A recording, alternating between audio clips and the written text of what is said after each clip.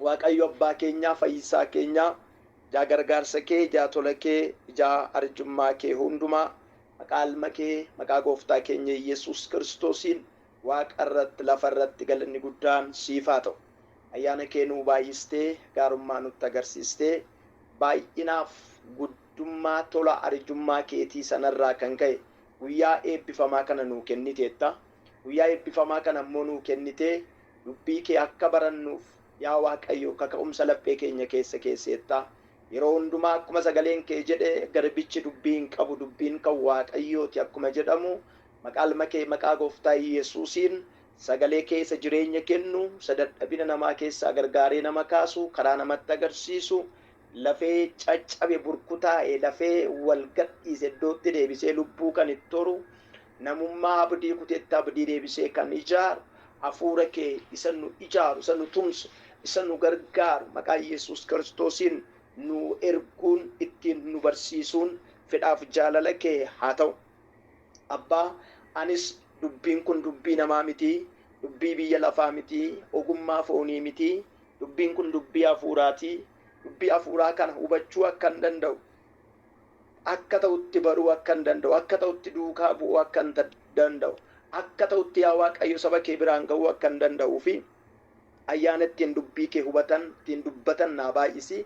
Boloonni koo iddoo ta'anii dubbii kee dhaga'anii ittiin jiraachuuf ayyaana ittiin dubbii kee hubatan isaanii baay'isi. Gidduu keenyatti argami sagalee kennuuf ergi maqaa jaallatamaa ilma kee gooftaa Yesuusiin ameen.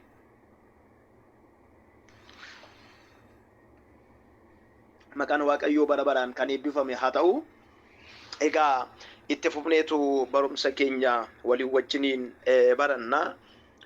Barumsa duuka bu'ummaa yookaan discipleship kan jedhu kutaa sadaffaa waliin wajjiniin ilaalla. Egaa of ganuu fi fannoo ofii baachuu kan jedhu jireenya duuka buutuu keessatti Luqaas boqonnaa 9 lakkoofsa 23 irra dhaabbannee waliin wajjiniin dubbii Waaqayyoo barachaa turre. Sadaffaa irratti jireenya duuka buutuu keessatti kan nuyi barannu osoo adda hin kutiin duukaa bu'uudha. Wantoota gurguddoo 3 of ganuu, fannoo ofii baachuu akkasumas immoo osoo adda hin kutiin duukaa bu'uudha. Osoo adda hin kutiin duukaa bu'uu yookiin Waaqayyo duukaa bu'uu jechuun jireenya keenya guyyuu guyyuu keessatti Waaqayyoof jiraachuudha. Jireenya keenya guyyaa guyyaa keessatti day to day laayifii keenya Waaqayyoof laachuu, Waaqayyoof jiraachuu, Waaqayyoof deddeebi'uudha. Kana keessatti ulaagaaleen Kiristoos duukaa bu'uuf murteessoo ta'an baay'een isaanii jiru. Isaan kana suuta jennee waliin wajjiniin ilaalla. Yeroo hundumaa waamichi duuka buutummaa gaanfii dhuunfaadhaan deebi'uudha. Egaa kwaalitiin jireenya duuka bu'ummaa inni sadaffaan amma dhumaatti kana jechuun utuu adda hin kutiin jechuun jireenya jiraannu keessatti haala jireenya keenya mudatu keessatti yeroo hundumaa Waaqayyoof jiraachuu keenya faana isaa hordofuu keenya isa duukaa bu'uu keenya itti fufuu jechuudha. Yeroo hundumaa gaafa jennu macaafa qulqulluu keessatti yeroo hundumaa kan jedhu iddoo garaa garaatti caafamee argina. Especially Roomee 8:28 dhaqxanii yeroo ilaaltan yeroo hundumaa Waaqayyo warra isa jaallatan karaa hundumaa gargaaree gara gaariitti geessaa jedha. Yeroo hundumaa gooftaadhaaf jiraadhaa, yeroo hundumaa kadhadhaa, yeroo hundumaa gammadaa kan jedhu macaafa qulqulluu keenya keessatti kutaa garaa garaatti barreeffamee argitu. Barreeffamni kun baay'ee namatti tola. Jecha yeroo hundumaa gammadaa, jecha yeroo hundumaa gooftaa duukaa jiraadhaa, jecha yeroo hundumaa gooftaa amanadhaa jedhu kana gaafa arginu wanti nuyi asirraa hubachuu qabnu dhugaan nu hin daganne, dhugaan sirriin, dhugaan ifatti jireenyi keenya amansiisee baruu danda'u tokko jira. Yeroo hundumaa gaafa jennu yeroo hunduma keenya keessa gaddi jira, gammachuun jira, beelli jira, quufni jira, hargachuun jira, dhabuun jira, maqaa baduun jira, maqaa toluun jira. Jireenyi qannoo namaa ta'ee namaa mijatee akka barbaadametti mirga namaa galee yeroo boqonnaadhaan guute, yeroo aara galfiidhaan guute, yeroo keessi keenya nu gammadu, sababoonni nu gammachiisan jireenya keenya keessatti hedduummatan yeroo baay'ee yeroo danuu qabaachuu danda'a. Akkuma kana yeroo nuyi jireenya keenya jibbinu, yeroo nuyi jireenya keenya irratti abdii kunnu, yeroo nuyi waan na qabanne kaayyoo qabannee jiru irratti abdii kunnu jiraachuu danda'a. Haa ta'uyyuu malee yeroo kana hundumaa Waaqayyo duukaa bu'uu akka qabnu macaafni qulqulluun nutti hima. Yeroo hundumaa isa duukaa bu'uu kan jedhu kun yeroo hundumaa ilaallata. Macaafa Ximootiyoos keessatti, ergaa Ximootiyoos keessatti Phaawulos mucaasaa hafuuraa kan ta'e Ximootiyoosiif yeroo barsiisu kun yeroodha, yeroo miti utuu hin jedhiin qophaa'ee argamii jedha. Yeroodha, yeroo miti jechuun yeroon foon keenyatti mijatu, yeroon dubbadhu nu godhu, yeroon tajaajili nu godhu, yeroon deeggarsa baay'ee qabnu, yeroon tumsa baay'ee qabnu, yeroo haalli akka barbaannetti nu mijatu, mirga nu galu, kallattii nu qabatu yeroon baay'een hin jiraatu. Yeroo malee kan jennu immoo har'a hin dandeenyu, har'a naan mijatu, har'a mirga naan galu jennee yeroon nuti of jibbinu ni jiraata. Haa ta'uyyuu malee jireenyi duuka buutuu kan inni safaramu, jireenyi duuka buutuu dhugaadha kan inni jedhamu. Adeemsi duuka buutummaa dhugaadha. Hordoffiin nuyi Waaqayyoon biratti qabnu sirriidha, yeroo hundumaa gaariidha kan nuti jennu adeemsa kana hundumaa keessatti Waaqayyoon wajjiniin jiraachuu yoo dandeenyedha. Kana duwwaa miti, akkuman isiniif kaasuuf yaale jireenya kiristaanummaa yookaan duuka bu'ummaa keessatti gaaffiin duukaa bu'ummaa gaaffii gareedhaan deebi'u, gaaffii tuutaan deebi'u, gaaffii tiimii wayii imaaxaa wayiitiin deebi'u miti, gaaffii dhuunfaati. Gaaffii namni nama bakka namaa bu'u jechuu miti. Wanna ta'e nama bakka buufattee, fira kee jaallattu bakka buufattee namni sun akkasii hordofu gochuu ni dandeessa. Jireenyi kiristaanummaa garuu akkana miti. Yeroo baay'ee naaf kadhadhu, dubbii Waaqayyoo akka dubbisu na hubachiisi, na barsiisi, na gorsi jechuun hin danda'amu. Garuu mee yeroo muraasaaf kiristaana naaf ta'i jechuun gonkumaa hin danda'amu. Akkasumas mee yeroo xiqqoodhaaf duuka buutuu naaf ta'i jechuun hin danda'amu. Sababiinsaa jireenyi kiristaanummaa deebii kan argatu dhuunfaa keenyaan waan ta'eef jechuudha. Maqaan Waaqayyoo bara baraan kan eebbifame haa ta'u. Dhuunfaa keenyaan uniif Waaqayyo gidduutti waan ta'eef, uniif Waaqayyo gidduutti waan deebi'uufi jireenya keenya keessatti duuka bu'ummaan kan inni safaramu dhuunfaa keenyaanii jechuudha. Tokkoon amanaa ofii isaa ganuu qaba, fannoo baachuudhaaf jenneerra. Tokko amanaan ganamaa aga galgalaatti waggaa guutuu har'as borus Gooftaa duukaa bu'uutu isarra jiraata. Salphaamatti osoo walirraa hin kutiin duukaa bu'uu jechuudha. Gooftaa Yesuus duukaa bu'uudhaaf dhiisuun kan beekamu jireenya keenya keessatti. Amalli Gooftaa Yesuus Kiristoos gaafa wixataa hanga jimaataatti jireenya keenya keessatti osoo hin mul'atiin sanbata qofa mana sagadaatti argamuun amala gaarii argamsiisuu yaaluun duuka buutummaa miti. Kun of jajuu jedhama. Kun fakkeessuu jedhama.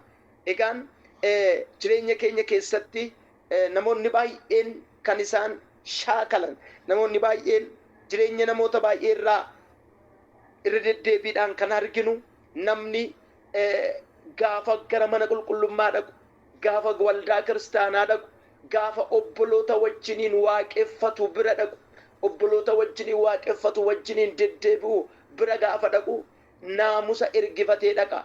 Akkaataa dubbii ergifatee dhaqa, gocha isaa ergifatee dhaqa, akkaataa itti amiin jedhu, akkaataa itti kadhatu, akkaataa itti sagalee Waaqayyoof jiraatu, aakshinii wayii ergifatee dhaqa. Wixataa hanga jimaataatti nu keessatti kan hin mul'anne, wixataa hanga sanbata duraatti nu keessatti kan hin mul'anne, dilbata ganama kaanee kan ergifannu miti. Duuka buutummaan jireenya keenya guyyaa hundumaati, jireenya keenya yeroo hundumaati, jireenya keenya sa'aatii 24ti, jireenya keenya torbee guutuuti, jireenya keenya ji'a guutuuti, jireenya keenya waggaa guutuuti, jireenya keenya fuula Waaqayyootti qabnuudha jechuudha. Maqaan Waaqayyoo bara baraan kan eebbifame haa ta'u.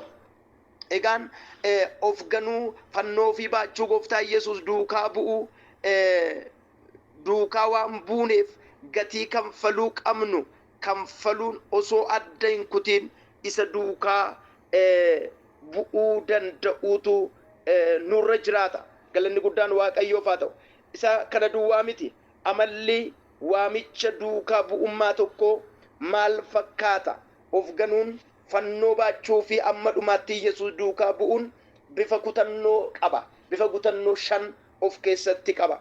Isaan kana suuta jennee amma Hafuurri Qulqulluun nu gargaare waliin wajjiniin ilaalla. Amalli waamicha duukaa bu'ummaa inni tokkoffaan affeerraa waamichaati. Luqaas boqonnaa 14 lakkoofsa 15 hanga 24tti Gooftaan keenya Yesuus Kiristoos fakkeenya guddaa tokkoon waamicha Waaqayyo dhala namaatiif qabu, biyya lafaatiif qabu, akkasuma waamicha Waaqayyootiif deebii dhalli namaa kennan kan irraa barannu icciitii guddaa tokko Yesuus Kiristoos fakkeenyaan barsiisa. Kutaa kana keessatti dureessa beekamaa yookaan abbaa qabeenyaa tokkotu diggisee nyaachisa hedduu qopheessee hiriyoota isaa, namoota naannoo isaa jiran hundumaa akka irratti affeeramaniif affeerraa godhee fi waamee jedha. Kutaa kana keessatti Gooftaan keenya Yesuus milikitaan yookaan fakkeenyaan gaafa barsiisu, jarri kun warri waamicha argatan kun sababa garaagaraa qabachuudhaan cidha kanarratti yookaan affeerraa nyaachisaa mootiin kun, namni guddaan kun qopheessa irratti argamuu dadhabanii jedha. Isaan keessaa sababoota garaagaraa kaasan. Kaan isaanii lafa biteeraa, dursee lafa biteeraa, lafa sanan dhaqee ilaalladhaa, kanaafuu yeroo hin dhufu qabuu jedha. Sababa lafa kan bite utuu hin ilaalin akkamitti biteen gaaffii jireenya kiristaanummaa keessatti deebi'uudha. Inni kan biraan garboota biteeraa dursee osoo hin ilaalin akkamitti bite garboota koon ilaalaa jedha. Inni kaan niitii fuudheeraa, kanaaf ishee wajjiniin boqochuu, ishee wajjin bashannanuu, ishee wajjiniin gammachuu dhamdhamuutu narra jiraata. Kanaaf akka hin gaddinetti gadda akka nutti hin gaddinetti sababa keenya, sababa quubsaa nuu godhi jedhanii yeroo isaan namicha yookaan hojjetaa yookaan ergamaa dureessa sanaatti deebii garaagaraa deebisan argina. Isa kana keessatti Gooftaan keenya Yesuus maal nu barsiisa? Namni waamicha gaafa dhaga'u, waamichi gaafa isa ga'u, waamichi jireenya isaarra gaafa dhufu battalatti deebii tole yookaan amiin jedhuun Waaqayyoof deebii kennuu akka inni qabudha. Kutaa kana keessatti isaan kun argamuu waan hin dandeenyeef namoota hin malleef, namoota harki isaanii cabe, ijji isaanii jaame, gurri isaanii duude, miilaan deemuu hin dandeenye warra naafatan, warra kanaaf waamichi godhamee yeroo isaan nyaatan argina. Egaa kutaa kanarratti kan nuyi arginu affeerraa waamichaati. Waaqayyo nama hundumaaf waamicha qopheesseera. Waaqayyo sanyii namaa hundumaaf waamicha qopheesseera. Garuu dhaga'anii tole jedhanii Waaqayyo harkaa gatii waamichaa kana fudhatanii fuula Waaqayyootti warri argaman, deebii Waaqayyo isaanirraa barbaadu warri deebisan, eeshii jedhanii fuula Waaqayyootti warri argaman namoota muraasaadha. Maqaan Waaqayyoo bara baraan kan eebbifame haa ta'u. Egaa Gooftaan keenya Yesuus Kiristoos kutaa kana keessatti dubbii ijoo ta'een jireenya keenya keessatti Waaqayyoof murtoo kenninee tole jennee eeshii jennee Waaqayyo harkaa waamicha fudhannee isaaf jiraachuu akka dandeenyu kutaa itti nu barsiisudha. Waa'ee waamichaa gaafa kaafnu waamicha gosa lamatu jira. Kanaan dura dubbadheera ta'een beeku, special callingii fi general callingiitu jira. General calling jechuun waamicha waliigalaati. Waamichi waliigalaa kun waamicha fayyinaati. Is considering it about of salvation. Waa'ee fayyinaa kan barsiisudha. Kana jechuun gooftaa keenya Yesuus Kiristoositti warra hin amanin, Yesuus Kiristoosin wajjin warra waliin barin, Yesuus Kiristoosin wajjin warra waliin beekin, Yesuus Kiristoosin wajjin wal barsiisuu fi walitti dhufu namni tole jedhee deebii nan amana biyya lafaa nan gana jedhuun qalbii diddiirrannaadhaan yaada garaa geeddarachuudhaan gooftaa Yesuus duukaa kan inni bu'uudha. Inni special calling jennu yookaan waamichi addaa immoo namoonni hundumtuu fayyanii gooftaa Yesuus Kiristoosin fayyisaa lubbuu isaanii godhatanii jireenya bara baraa argatanii mucaa Waaqayyoo ta'anii lakkaa'amanii, garuu namoonni warri biraan akka fayyaniif, namoonni warri biraan isaan duukaa akka bu'aniif, Kiristoosin wajjin akka wal baranii fi jireenya ergama tajaajilaa fudhatanii Waaqayyoof hojjechuuf, namootaaf hojjechuudhaaf warra waamamanidha. Egaa sanas ta'ee kana waamicha waliigalaas ta'ee waamicha addaa kana keessatti namni Waaqayyoof kan inni kennu affeerraa waamichaa amiin jedhamee fudhatamuu akka inni qabudha. Inni lammaffaa safartuun duuka buutummaa yookaan amalli duukaa bu'ummaa. Inni lammaffaan maalinni gatii waamichaati.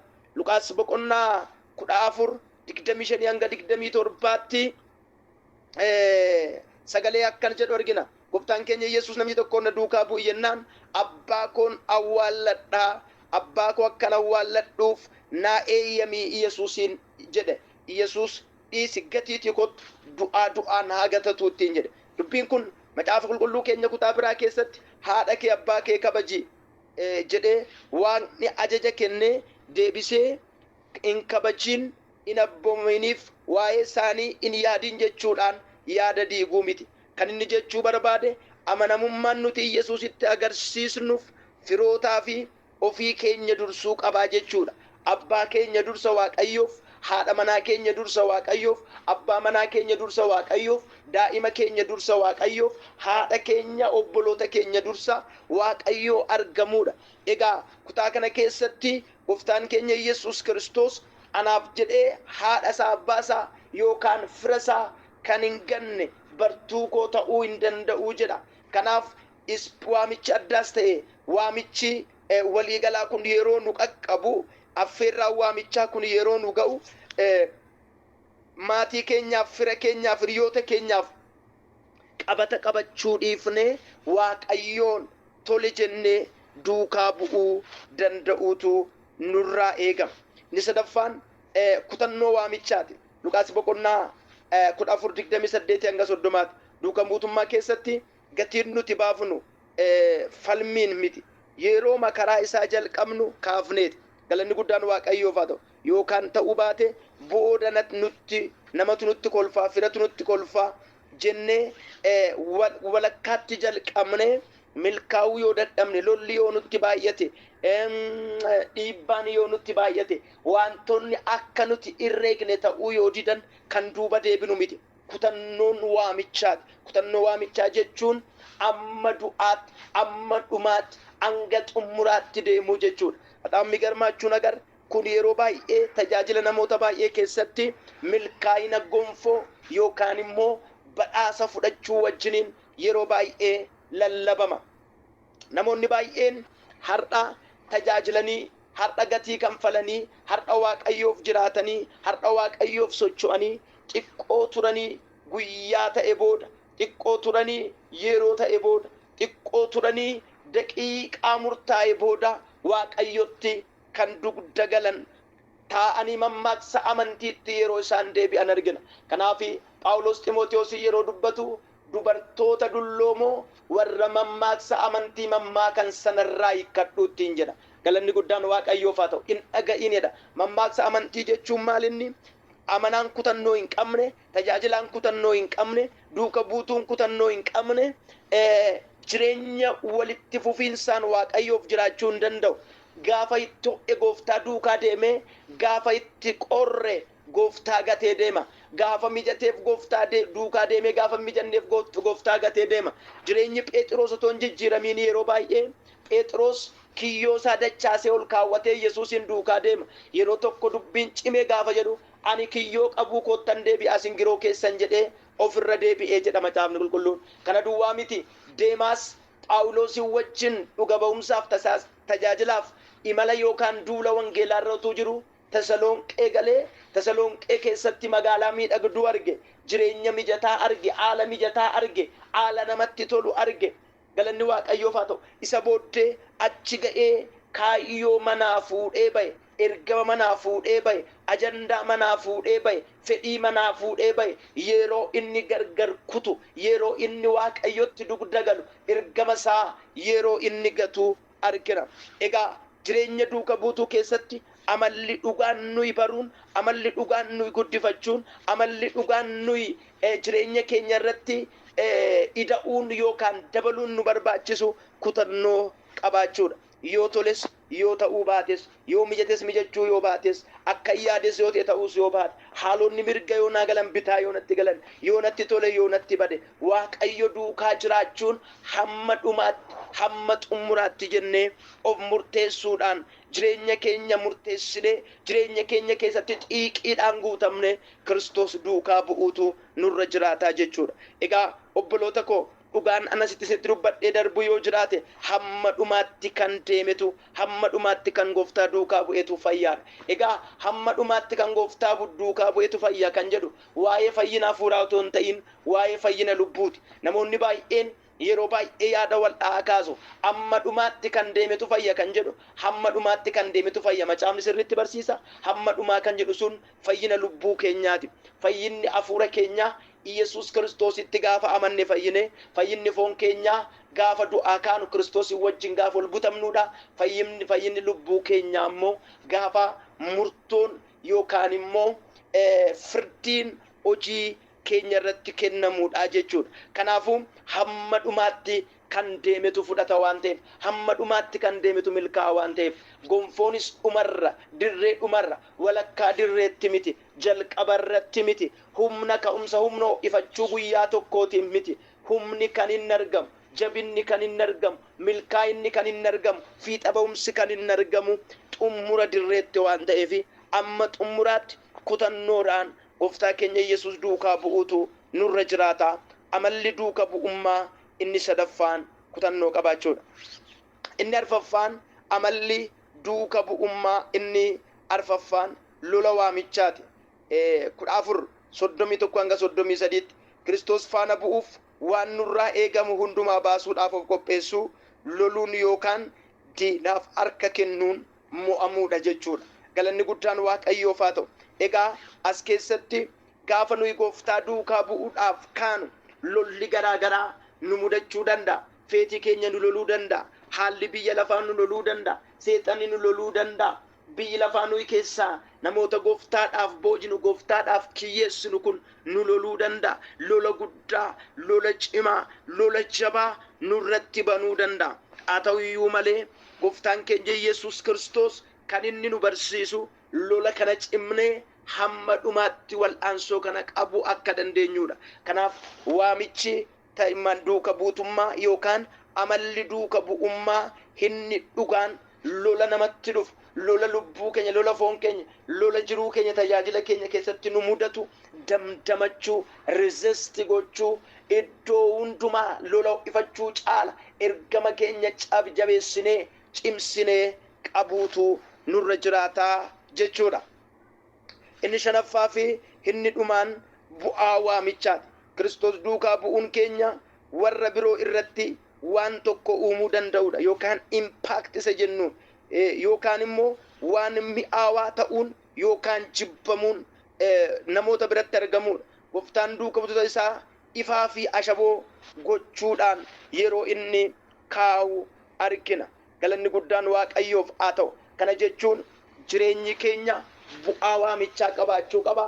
Bu'aan waamicha keenyaa immoo namoota naannoo keenya jiran, biyya keenyaaf, mana keenyaaf, hiriyoota keenyaaf, saba wajjin tajaajiluuf dhiibbaa qabaachuu, dhiibbaa uumuu danda'uutu irra jiraata jechuudha. Gooftaan ayyaana isaa hunduma keenyaaf haa baay'isu. Gooftaan keenya Yesuus Kiristoos bartoota isaatiin isin ifa yookaan isin ashaboodha jedhee yeroo itti isaan barsiisu argineera. Kana jechuun maanni ashaboon yeroo tokko mi'aawaa, yeroo kan biraa immoo bushaawaa ta'uu hin danda'u. Ashaboo kan jechisiise amala dhaabbataa yeroo hundumaa keessatti inni qabuudha. Galanni guddaan Waaqayyoof haa ta'u. Duuka buutuunis akkanumaa jechuudha. Duuka buutummaan dhugummaan isaa kan beekamu dhiifama gochuu danda'uu fi dhaabbachuudhaan jaalala qabaachuudhaan. Yohaannis 13:34-35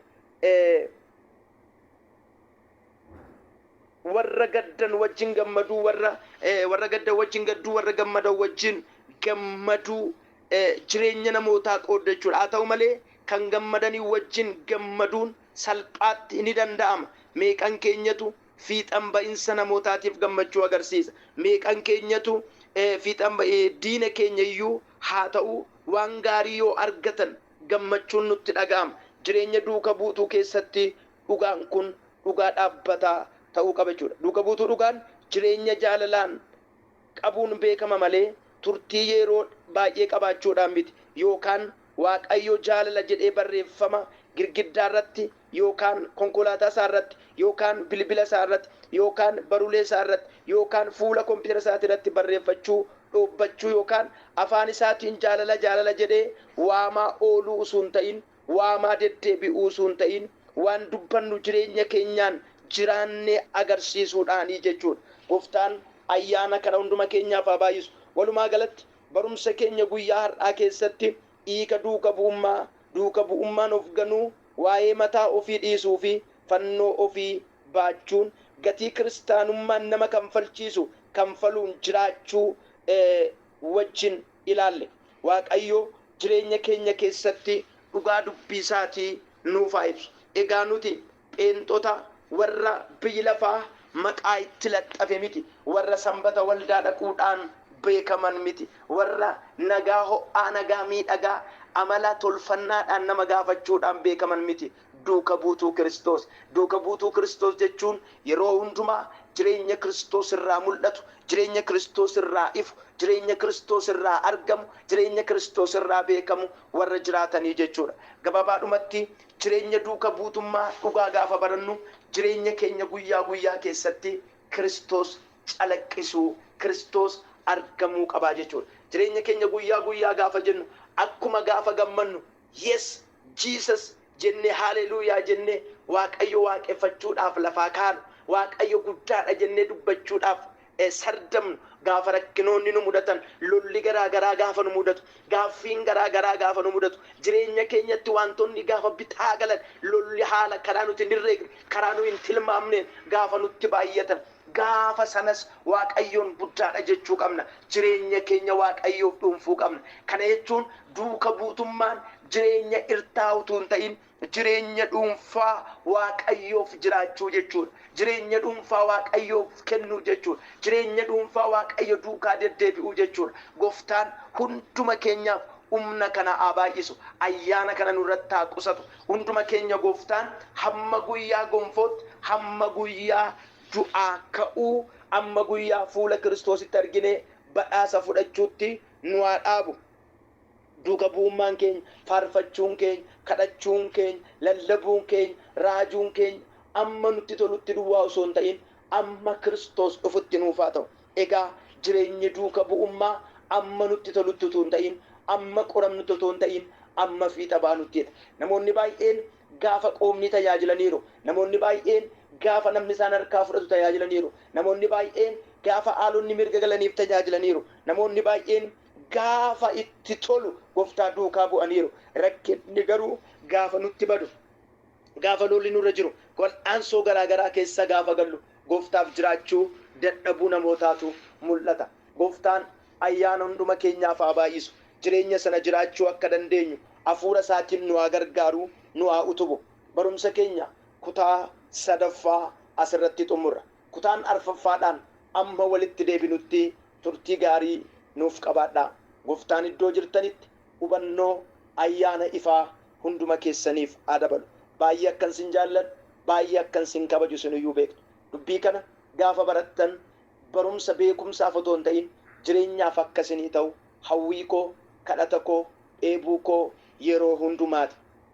Anarra darbitanii, ofirra barachuurra darbitanii namoota hiriyoota maatii keessaniif bu'aa ta'uu akka dandeessan hafuurri qulqulluun lallaba koo barsiisa koo jechoota itti fayyadamee isin tajaajilu kana caala garaa keessan keessaa laphee keessan keessaa isin haa tajaajilu yeroo hundumaa ija isin irratti haa buusuun jedha. Gooftaa keenya galateeffannee waliin wajjiniin xumura. Waaqayyo abbaa keenya fayyisaa keenya jaalallee keenya jaa gargaarsa kee jaa tola kee